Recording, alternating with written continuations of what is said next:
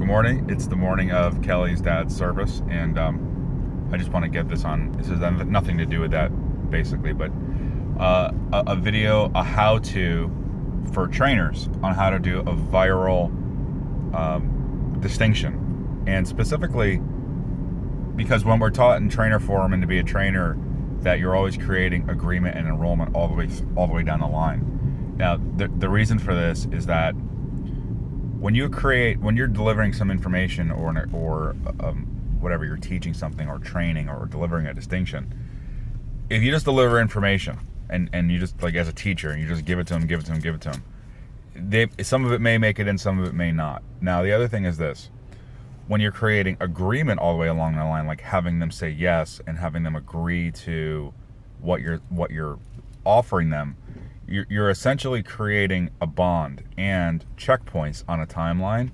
Like, yes, you agreed here, here, and here as you go. That way, when you start delivering something that pushes up against somebody's self-limiting belief, and they start to, this is what happens: people's integrity is broken because of what they believe sometimes. And as a trainer, you're just delivering information and noticing where people go off that line, and then you're supporting them to come back to integrity. Now, if you're creating agreement all the way along the line, and then they start to veer off and break off instead of staying on the timeline with you, and they just kind of break off into their own, what's stopping them, and they start selling out to the survival context, you then stop and you basically remind them, but you already agreed to this. You already gave your word. What's getting in your way of keeping that commitment?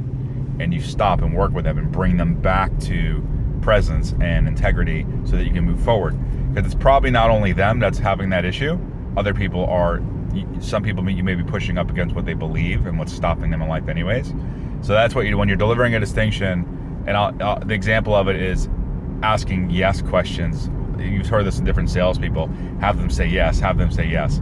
This is why. Because when you're presenting something like a service or an offer or a distinction, if you get them to say yes as you go, when they start to veer off away from their word that they already gave, and it has nothing to do with that they gave it to you, they gave their word to the universe, they gave their word, yes, I agree, and then people start to break that agreement, it's because something's getting in the way for them, and that's when you have an opportunity to illuminate something for them that is holding them back.